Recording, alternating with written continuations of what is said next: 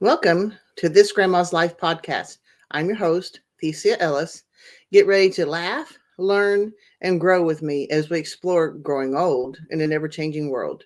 Today's April 1st, 2023, and this is episode 25, the Spring Self-Reliance Festival. Basically, I'm going to tell you about the Self-Reliance Festival that I got to go to last week. And I was really hoping to get to this to you earlier, but you know how it is sometimes when you go out of town, you got you got a lot of things to do when you get back, and we've got a teenage girl, and track season has started, and she's in part of a softball league, and there's all kinds of stuff going on, and plus my own life I'm trying to do. So I just haven't got. I've been like I have sat down 2 or 3 times to get it done. I got called away from it, so we're trying to do it right now. Okay, so farm happenings. Okay, last podcast I told you about the saga of Daisy having her piglets. She's recovering nicely. She's regaining her appetite and getting around pretty good and stuff. I'm going to look it up and see when it's okay to put her back in with the other two. I mean, it's a boar and another female. I guess she's still. I don't. But I don't believe Oscar will mess with her, but I don't know. I'll look it up and make sure it's safe. But I know she's lonesome where she is. You know how it is with pigs and just about anything else. She can see them and they're very close, but they're not together. And so as soon as I can get her back with the other two, I think the happier she'll be. But I'm not sure. But I'm going to make sure it's safe for her to go back first. Oscar, yeah. If you remember, I've told you that we've got him on anti-inflammatories. I'm feeding him marshmallows. Well, I'm feeding him and Waddles marshmallows. I've been loading some puffed marshmallows with the anti-inflammatory and some Prilosec to help him back because his hind legs just don't want to work right. Once he gets up, he has a stiff gait and he can move around and stuff. But boy, getting up is just really difficult for him to do. And so we were hoping the anti-inflammatory would help, but we may have to call the the pig chiropractor. I don't know.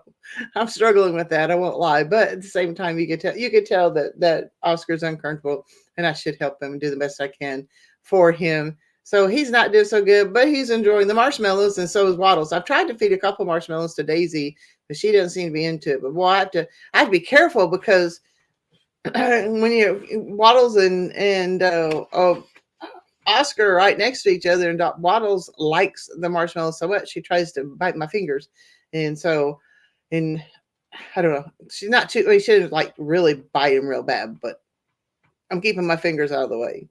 Right now, I am really struggling. There's a lot of things I'm struggling with around this property. Um, our vineyard. I've said this before. We planted the rows kind of closer together. We planted some of the plants closer together. We've got trellis lines going across. So like if you try to mow crossways, you'll get clotheslined. It's just a difficult patch to mow. And plus, I didn't want to spend a whole lot of money on. I mean, it's like $300 for a push mower. It's like, golly, and it's only going to last a couple of seasons on my property. And I guess it's not too bad. I just don't want to do it. But plus, at the same time, I just don't want to do push mowing as much as I have to because it's a full acre, and to go around 320 grapevines it takes 6 to 8 hours if I didn't stop to do it, and that's just too much work. So I'm trying to figure out a way to where I can maybe do some riding mower in there. And one of the things I decided I'm going to do, and I've already got the south end done. That's what I was working on today, and or off and on last couple of days is I got the barbed wire on the south side of the fence all taken off, and because our rows run north and south, and so I've got on the south end, I've got the barbed wire down, and today I got the T-post pulled up, and I just started working on the north end of the vineyard, and I can get that done. And I'm hoping that'll give us some more room so to make it, even though it's a zero radius mower, it's the dot we've had. I don't know if you're familiar with voles, voles. There are not nearly as many as there used to be. When we first moved out here, they were out here by the thousands, and I have dogs that chase them down and dig them up out of the ground and stuff. And it's not a mole; it's a vole. It looks like it's a I don't know. It looks kind of like a cross between a mouse and a gerbil. I don't know. But my dogs have created a lot of holes in the vineyard, and well, they've created a lot of holes all over the property, digging and hunting voles. So it's not easy to even do a riding mower either. And uh, there's a lot of work there. I'm hoping to make it eat more easy. Well, it's just easier to try to care for it. It just needs a lot of work. So that's my next step. That's what I'm working on, trying to make it where it's easier. I've actually been doing some gardening. I'm way behind. I start out behind. I think it's kind of hard because I just want to garden and I don't have a greenhouse, and I sometimes start things inside the house. But by the time I get them started and they're ready to transplant, that for and they're like cold weather crops and stuff, it's already almost too late for them because we don't have much of a spring. We do have a little bit of one, but it really does frequently go from within a couple of weeks. Well, it will go from 50 degrees in the daytime to 90 degrees in the daytime, and it doesn't leave a lot of room. And I have not figured out how to work around that, but I'm still trying. So I did get some peas planted the other day. Tom was out. Actually, Tom was out working now on a grow bed to get it prepared for planting and transplanting and stuff. So we've been doing a little bit of gardening, and that'll be good. I had 52 Cornish cross chicks arrive 2 days ago, and I've already lost three. But that's not too bad. One of them arrived dead, and I lost two more yesterday. But I wouldn't be surprised. Yesterday the wind was outrageous, and I wouldn't be surprised if they died of fright. I don't know. This was the same day that the tornadoes went through just north of Little Rock. So we didn't have tornadoes here, but the wind. I think I saw one gust of wind was 52 mile an hour, and it literally was my roof of my trailer house was breathing up and down, and I went past the brooder shed, and my doors were completely blown off, and so that's one of the things I've been doing today too, is out trying to put it back together, and reinforcing it and hoping, because now the reason the doors fell off because there were some weak points in the actual walls. So we were trying to strengthen the walls and put the doors back on to make it where everything kind of stays together a little bit better. But yeah, and honestly, the wind was so bad. I was out there wrestling with those doors during the wind, and I was really afraid the whole brooder shed was going to blow away with all my chicks in it. It was rough, but I'm glad it's over. If you go to either TikTok and or Instagram, you can see footage of my roof breathing. I don't know. It's stressful when the wind blows that hard, but I've got the Cornish cross chicks. I've got 49 left. I ordered 50. So, I mean, I'm only down one. So we're doing pretty good so far. And the wind, I don't know, just like any other chick, the Cornish cross, even when they're brand new, they're cute. They're just like running around all over the place, and doing their thing and having a good time. It's just when they start 2 or 3 weeks down the road, they start getting ugly. I don't know, but they taste good. So I guess that's why I do it. My three things today. I worked this morning at the Helping Hands Clothing Ministry. I love that clothing ministry. I get aggravated, but I think it's because I like things done a certain way and wanted them a certain way. And when you're dealing with other people, it doesn't work that way. But we weren't as busy today, so that almost was kind of nice. So Helping Hands Clothing Ministry is we get donations from around the community and from what do you call it? A consignment shop.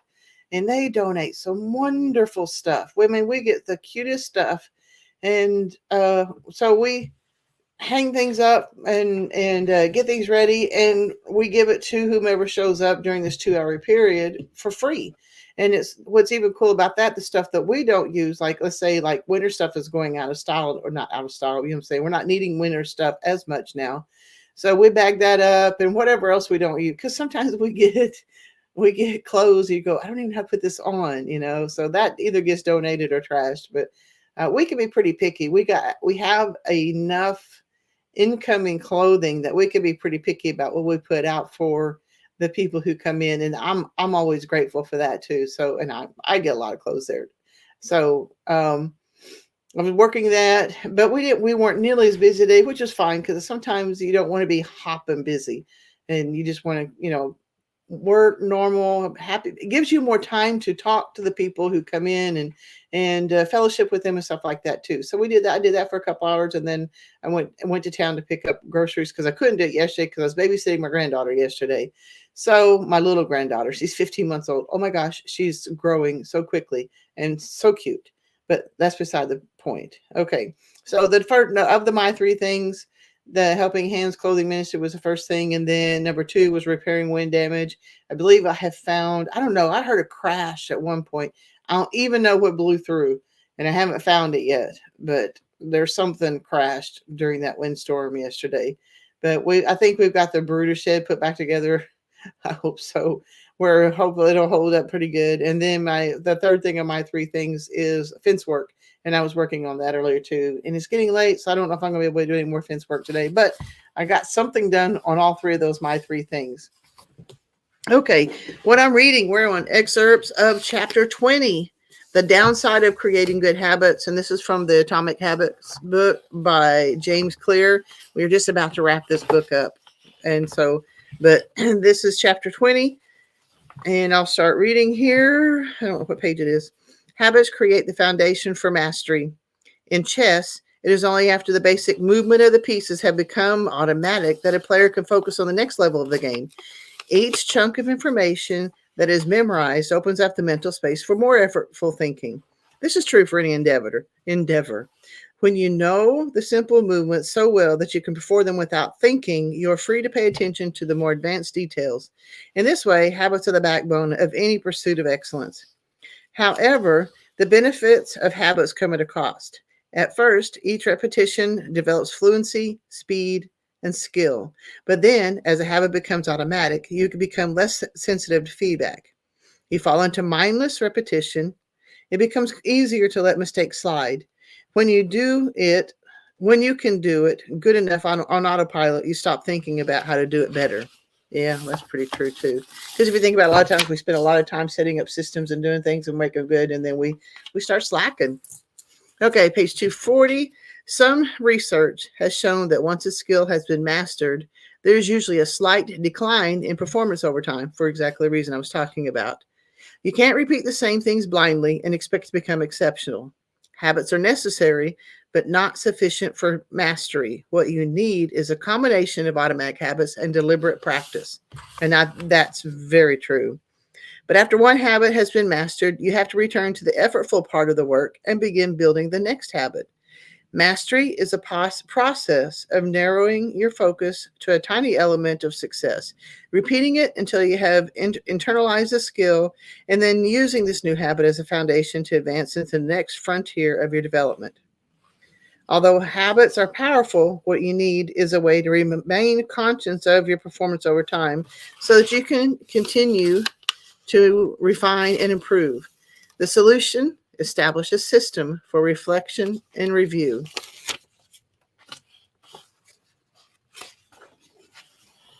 On page 245, I know of executives and investors who keep a decision journal in which they can record the major decisions they make each week, why they made them, and what they expect the outcome to be.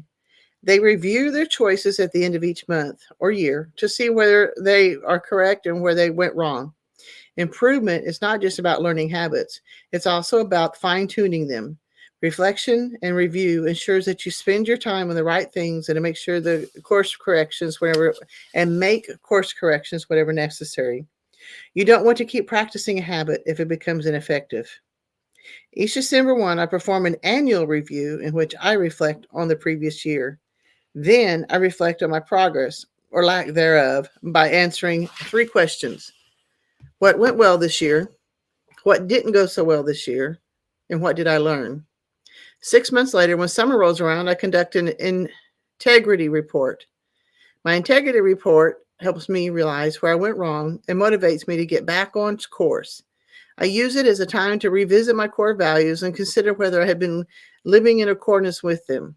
This is when I reflect on my identity and how I can work toward being the type of person I wish to become. My yearly integrity report answers 3 questions. What are the core values that drive my life and work? How am I living and working with integrity right now? How can I set higher standard in the future? These two reports don't take very long, just a few hours per year, but they are crucial periods of refinement. They prevent the gradual slide that happens when I don't pay close attention. They provide an annual reminder to revisit my desire, identity, and consider how my habits are helping me become the type of person I wish to be. They indicate when I should upgrade my habits and take on new challenges, and when I should dial my efforts back and focus on the fundamentals. Reflection can also bring a sense of perspective. And this is a little poem. It says, men are born soft and supple.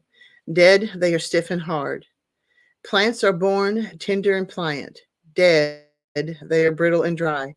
Thus, whoever is stiff and inflexible is a disciple of death.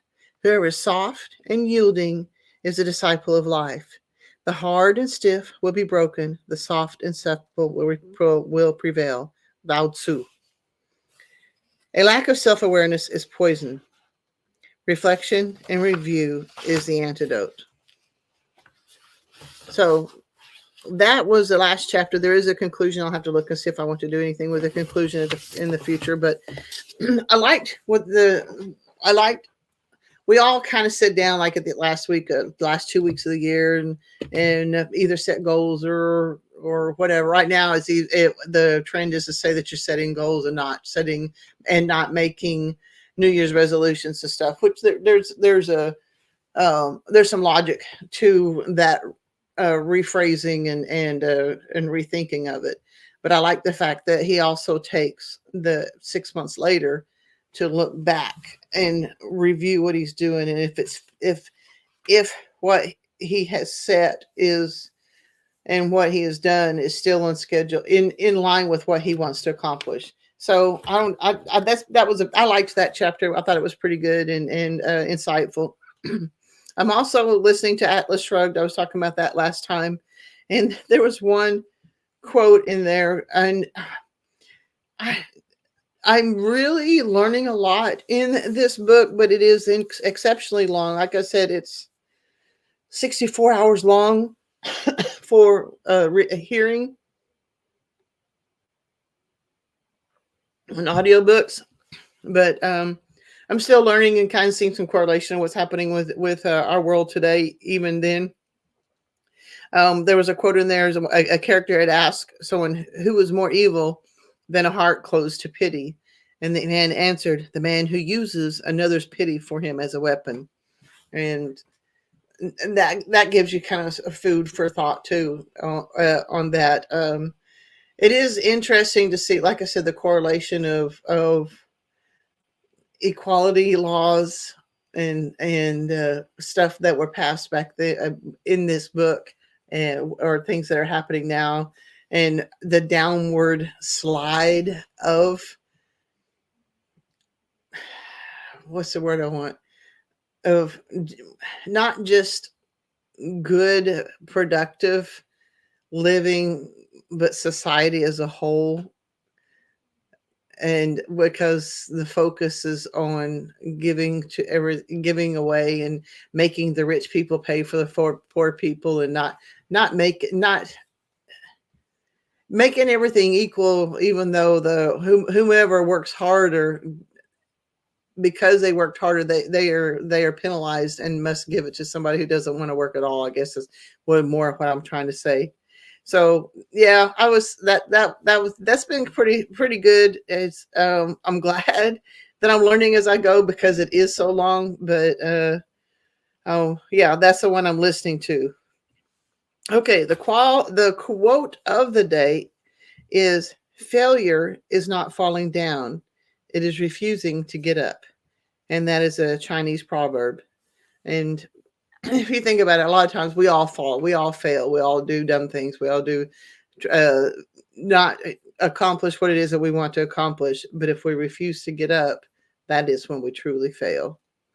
Okay, the main subject, the Self-Reliance Festival. Guys, I'm serious. I'm going to start putting the link into I'll find out what the link is for the next Self-Reliance Festival, and I'm going to start putting them in my show notes so that you can go get these. This is awesome, cool, good stuff. They've got good speakers, they've got good demonstrations, they've got good people running coming through it. It's just been uh this is my second one, and I was the first one I went as a speaker, and to run a booth with my candles and a friend's skincare. But this time I wanted to be there to absorb and to learn, to follow people around, and make the friends and do stuff. And I believe I did okay with that. I enjoyed it. I did. There were some ups and downs along the way. I booked a motel, and the last time I went, I stayed in this motel, and I was able to stay there. But I showed up Friday night, and they said, "Well, we don't have access to that website, and we do all of our booking via phone." And they had given my room away. And I'm thinking, man, I've driven 8.5 hours to get here. And that's what I told her. I said, okay, so you don't have a room for me. What would you do? What would you do if you had driven 8.5 hours? And she goes, would you like me to find you another motel? And I said, yeah, I'd appreciate that. And the motel I went to is about another 20 miles down the road. It was close to I-40. So it took me further away from the actual festival itself and whatever else was happening. But it wasn't, the motel itself was good and clean and stuff. I wasn't crazy about the location because it was right next to I-40, and that's a main thoroughfare across the United States. A wicked storm blew through that night. That was the same night that when Mississippi got hit by the tornadoes.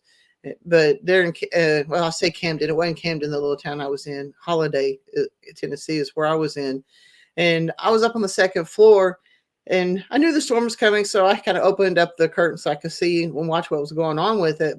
And it was just slamming water up against the window. And I thought, okay, that's kind of interesting. Then about 5 minutes later, it's blowing just as hard away from the window. I'm thinking, I might need to be getting down on the first floor. And then I got to thinking about my route to get down to this first floor. And the first thing we do is put me outside. And it's like, maybe not. But I watched it, and we lost electricity for a while. And I didn't mind losing electricity, because it was that wicked a storm there in town. But I just the electricity kind of kept going on and off and on and off and on and off for the rest of the weekend. Even though I wasn't there most of the time, I was really hoping to do last week's podcast about the piglets while I was at the festival, and then I was going to do this one when I got home. So I've already been kind of pushed back, but that's okay too. But I couldn't do the work I set out to do. I couldn't do any.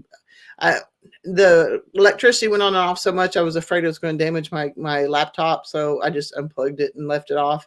And internet, because it was going off, the internet just stayed off. So I couldn't do anything. And that was kind of frustrating. But you know what? I was there for something else anyway. I talked to some wonderful people, just really great people. And I got to see Eric. He's part of Porterhouse and Teal in Northern California. He showed up. He got to give a talk, and I met Tag. I think it's from Life Done Free, and he's up in the Kansas City area. And he was talking about off-grid living. There was a lot of really cool speakers and stuff, but I got to talk to a lot of people face to face too. There's Dawn. She has a YouTube channel called Autumn Dawn Endeavors, and she touched my heart because, those of you who know very much about me and all know I started my YouTube channel to show us moving forward, as we had been going backward for several years and in life. And I was trying to bring us forward, and I wanted something where I can go back and say, oh yeah, we did make some improvements here and there. So that's part of the reason I started that. Well, this woman, on her husband is from New Zealand, and he does some thoughts. He walks around and does some random thoughts and talks about stuff. But she does stuff while they're setting up their off-grid property. And she said she had a friend who's having some really bad health issues, and she sets up her camera while she's doing work around their property so that her friend can live vicariously through her. And I thought, oh, isn't that so sweet? And that's the kind of people that have been going to the Self-Reliance Festival. That's the kind of people I've been able to connect with here in the last couple of years that I find just incredibly rewarding and heartwarming, and because there's so much going wrong in the world, to actually connect with people who care, who want to help you in one form or another, and they're very helpful, uh, physically, emotionally, whatever. If you need help carrying something, they'll do it. If you need help with encouragement, they'll do it. It's just been really cool. And some of them are rough around the edges. There's a whole bunch of old preppers, and I don't know, just that's that type of person. And I'm not sure that's such a bad thing, but I don't want you to think that they're all Jesus loving people. Most of them are, honestly, but you're not going to go in there and you're not going to be surrounded by people saying praise the Lord. You're going to be surrounded by people says get up off your butt and get to work, which I kind of like. I like both. Okay.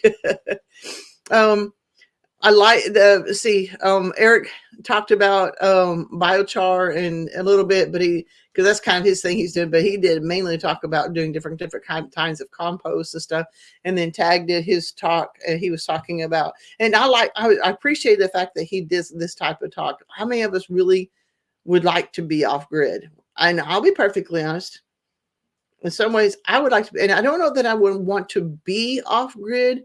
I think I would qualify and say I want to have the capability to be off grid. I want to have the capability to stay cool when there's no electricity, and take care of my food and take care of everything when with no electricity. But, and he they love how they live. She has a wood stove, and he does welding and do all kinds of stuff, but they do mainly solar. And if the sun is not shining and their battery banks are low, there's projects that they can't do. So he wasn't trying to be discouraging and trying to talk anybody out of living off grid. He just wanted to kind of give you a more realistic picture of what you're looking at. Like he was talking, it was like 30 below or 20. I think he said it was 22 below, 21 below, something like that. And his sister-in-law put a whole bunch of chili down the drain, and it immediately froze. Well, they're off grid. There's no place for that stuff. I mean, he has like a septic type system going, but he was out there at negative 21 degrees with a house full of people because it was Thanksgiving or Christmas or something, and he's having to fix the plumbing. And so he was saying is, if there's no sun, there's projects you don't get done. If something breaks, you have to fix it. And so I appreciate his thing. CJ Kilmer, I didn't want to listen to his talk. I think I mentioned this on my other one, but I'm glad I did. He does the Dangerous History podcast, and I've listened to a few of his. He knows his history. Oh my goodness. But the name of his talk was something like the falling empire, and he's essentially talking about United States being a falling empire, and it is true. But if you think about it, you don't want to think about it. You don't want to think about the United States as being a falling empire. But the argument he gave, I mean, and he compared them to Rome and Russia and all the other ones, different things over the years, World War II, World War One, and the different countries that are involved, and what countries were empires that had specific things, and some of the markers in the history that indicated that was a falling empire. And like one of the things is, and I remember this back in the 80s when Reagan was running for office, he was 67 years old, and everyone wondered if he was going to be too old to run the country. And now we've got somebody who's 80 or something like that. He's about that age. And another one that wants to run it that's the same age. I mean, even though he's bombastic, but at least he's got a head on his shoulders. For this other one is got dementia, But that's what he was saying. That's kind of a trend too. When an empire is failing, their leaders get old. When an empire is coming up, they only get into wars and stuff that they need to. When they start failing, they're into each and every little war to prove that they still have what they've got, what it takes. There were just several things that he did in that indicated. Oh, and one of the things he said, like the Roman Empire, when empire is failing, they start having gender confusion. And I had no idea. I thought this was just uh, this day and age having gender confusion. He basically said, nope, that's just another sign that an empire is failing. And so that kind of breaks your heart. But at the same time, you know, we all know we've messed up. We've messed up our country so badly, and we deserve what we get. I'm sorry. So, yeah, but so he did a good talk. It was a great Self-Reliance Festival. I got to talk to some wonderful people, and I was really glad to get to go to that. And despite the weather, and oh, it blew the tent apart. We had to start a little bit late on Saturday morning because the wind had come through so badly. They've got a great big event tent that they put up, and it's a nice tent, but it had been blown off of its poles and stuff, and they had to get that put together. And I don't know, I was glad I did. I was going to go camping, but I'm glad I didn't, because there's no way I was going to want to be in a tent in that storm that blew through. So my question of the day, there's actually two questions. um do you trust that you will be cared for in any sort of emergency? What I mean by that, if you think about it, think of Hurricane Katrina. Think of the train wreck that happened in Ohio, I guess, Palestine.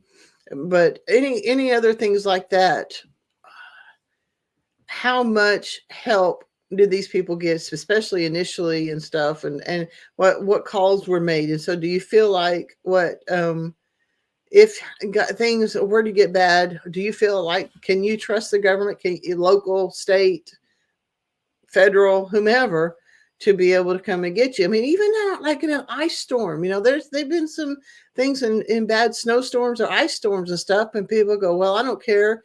Like one family got mad because the dad was having a heart attack and the ambulance couldn't get to them. And and the ambulance people said, look, if you could just get him down 1 mile down the road, we could meet you and do it. And they said, no, you're the ambulance and you get to us. With that attitude, their father died because they were unwilling to do their part to get him to the help that he needed. And so, do you feel like that you have what? Do you feel like that if something, regardless of what the situation is, do you feel like that your government on any level has your back and can even get to you? If you need to call the police for any reason, can they get to you? Will they get to you? Will they do what you need them to do when they get there? So, and if you don't feel like that you will be cared for, how are you dealing with that question as you are considering your family and what their needs may or may not be in any given situation? I want you to consider that. I want you to consider how to take care of your family. And you can't cover all the bases, but you could put some thought into it and put some things into place to take care of it. One of the things I have kind of fallen on asking occasionally is, are you ready for the next Great Depression? I don't know. When is the next? It could be 100 years, but what if we are on the verge of the next Great Depression right now? Are you ready? If not, what are you doing to get ready? This is not something to make you fearful or angry or anything like that. It's just to get your mindset so that you can take care of your family. Oh, that reminds me of something else that happened when I was oh, I may have already told you. I can't remember. But no, I'm not telling you about it. Actually, but I'll give you a real brief thing. And there was a guy had a booth there, and he wants to know he has a list of what your minimal fitness level would be to get yourself and your family out of a bad situation. And I really stunk at the first two, but I did all right with the rest of them, and I was really proud of myself on it. So, but that's one thing too, is physically, can you get your family out of a situation? I'm 60, I'm going to be 61 at the end of the summer. I still feel like we have to be physical. I mean, are you going to make somebody take care of you because you didn't want to take care of yourself? Well, if it comes down to a situation like that, let's start thinking about taking care of ourselves and our families. And if everybody has that attitude, if there is a position where somebody really can't, like if they're due to injury or something significant happens, there are enough of you who are capable that you can help take care of the person who's not. So that's one of the things that I had was that was my questions of the day. My story of the day. Of course, Kinsey, my granddaughter, has been driving recently, and she and her friend Cadence were talking about. She goes, "Yeah, Grandma even has some." She goes, "A lot of people have preferences on cars, and they tell you, don't drive that car because it's crappy, and drive this one or something like that." And I have to admit, back years ago, that was kind of a thing. I'm not sure how much, so much now, but I've driven a lot of cars, and I've had trouble with a lot of different cars, but there were some differences in some of them. Like back in I think it was in the '90s that Chrysler came out with some really crappy cars, and then they had the Ford Pinto that it was designed so poorly if somebody got into rear end collision, the gas tank would blow up and different things like that. So things have improved all the way around a lot over the last few years, but you know I'll be perfectly honest. Kinsey, now the car we have for Kinsey is a Ford. I'm not crazy about Fords. I probably have had more crappy Fords than any other car, and that was an acronym for Found on Road Dead. And I'm thinking, yep. But I've had some Chevys that's on the road dead, and Toyotas, and I've had a lot of parts falling off a lot of cars. And I was telling Kinsey, because she likes to hear stories about her dad. She doesn't get to see me anymore, but she likes to hear stories about him. And when I was married to my first husband, we were living in Alaska. We decided we were going to drive down from Alaska, from Fairbanks, Alaska, to Fort Hood, Texas, and the route going through Alaska and Canada is called the Alcan Highway, and we thought we were going to do it. So we bought us. This was in 1981, no, 84. I think it was late 83, early 84. So I think we started in like October of 83. And I think we ended up in Texas with some leave and stuff in early 84. I believe that's how it went. So we had a 66 Chevy Impala, and it was a 4-door. It had problems. It burned oil really bad. Like where we lived was a closed post. So the military police would stand outside at the door and wave you through. They would look for your sticker. And if they didn't see your sticker, you had to pull over and check in with them. They knew our car. They would see us coming. They would run inside the booth and then wave us through because we blew so much smoke. So we took the engine apart, and yes, because I helped, and we boarded out 30 over and did some modifications to the engine so that so it was a 283, and so we boarded out 30 over, so it was a much stronger engine. It had a 2-speed power glide transmission that only had 1 gear, so we had to take that off, and he was getting parts from scrapyard and stuff, so he bought another transmission, and that one worked real good.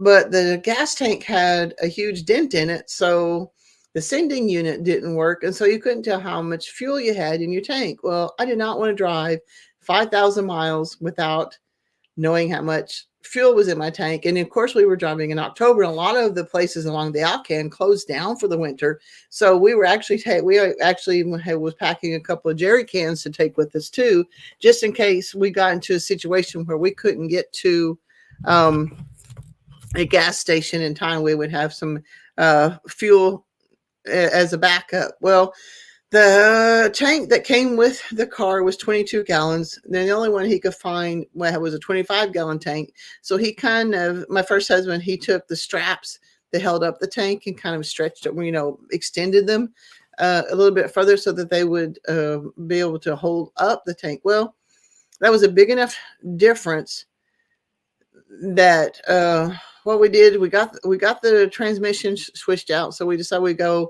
try to go up a mountain side there in I think it was west of Fairbanks. I can't remember, but we were going up a hill, and we had the gas tank. I had just put 25 gallons of fuel in it. And this is the kind where the old one where you actually, you know how you have the tags in the back of the car just right above the bumper, and you lowered the tag and that's where you filled it up. So the nozzle, or where you put the fuel in, would stick up above the bumper, so to speak.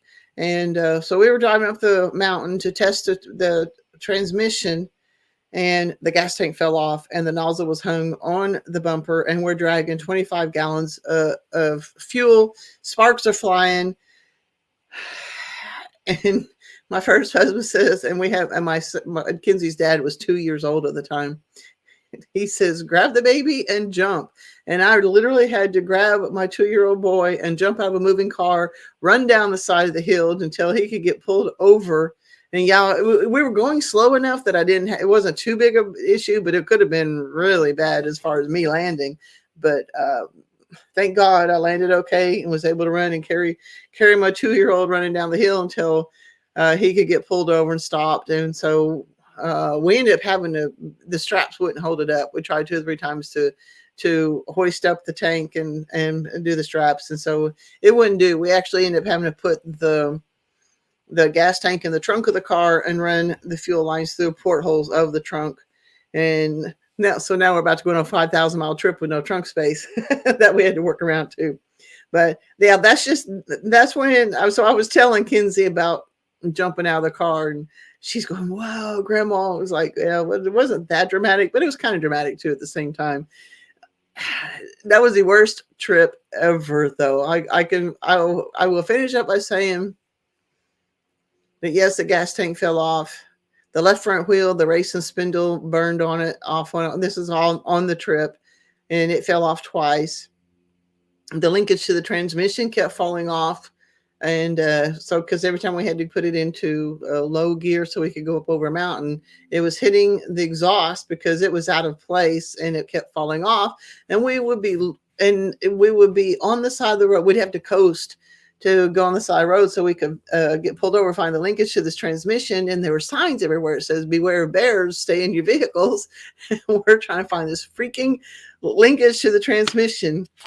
We almost lost the, it escapes me what it was. It turns the rear wheels, drive shaft. We almost lost the drive shaft because the universal joint was chewed up, but we caught that, thank God. Something else, we lost a fuse and we didn't know it. We didn't have any, tail lights, and we didn't have any dash lights. We had bought pin lights and we were strapping them to the dash so that when we were driving at night we could see how fast we were going. Well, we were dragging the exhaust so bad that we were blowing sparks with that too. So a Canadian Mountie pulled us over. He goes, the only reason I knew you were there is because of this huge shower of sparks. And back in those days, if you didn't have taillights on, that would usually meant that somebody had stolen your car, and that fuse trips or blows when they steal the car. So he was making sure we hadn't stolen the car. That was a long and difficult trip. Well, it should have taken us like 3 or 4 days to drive and do. It took us 2 weeks. So it was terrible. Okay. Where it can be found is on grandmashomestead.farm. That's my new website.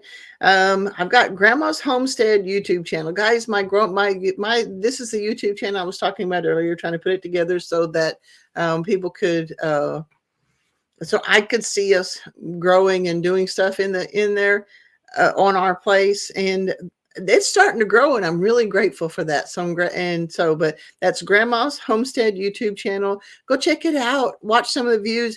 There's some really old stuff whenever we were, and there's a playlist for it for when we were doing beekeeping. There's a playlist for the vineyard, chickens, different playlists for different things that we've been doing off and on over the years, or are still doing, different stuff. But it's kind of cool to see the journey we've been on the last probably 10 years. I think I started the YouTube channel about 7 years ago, something like that. I don't know, but I've enjoyed doing it. I'm really grateful that it's growing, and I'm looking forward to growing it some more. I also have Farm Animal Life YouTube channel, but I can be found on Instagram, TikTok, Thesia Ellis, Facebook, MeWe, and Twitter, and under some version of Thesia Ellis. So, guys, I hope that you enjoy this and learning, hearing about the parts that falls off cars, and the really wonderful. I would encourage you. It's going to be sometime in October when the next one is. It's the Self-Reliance Festival is a good place to go to. A lot of really good up and coming people coming into through there, and check it out, and consider that part of your itinerary for the fall. So God bless, guys. I'll see you next time.